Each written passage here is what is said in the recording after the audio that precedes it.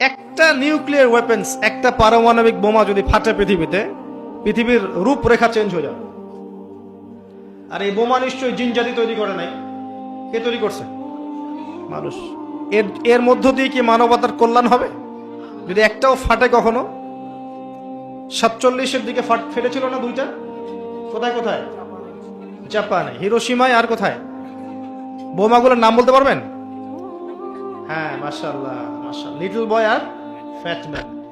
এখন পর্যন্ত জাপানের নাগরিক যারা আছেন, এর যে বিষক্রিয়া, এর দ্বারা ইফেক্টেড, তারা এখন বংশ পরম্পরায় এটা চলছে।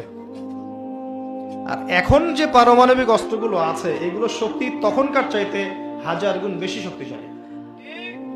রাশিয়া সেদিন বলেছে আমাদের কাছে এমন ক্ষেপণাস্ত্র আছে যেটা শব্দের গতির চাইতেও বেশি গতিতে যেতে পারে। শব্দের হার্স কত আপনারা জানেন? সায়েন্সের ছাত্র আছেন এখানে? দেখবেন।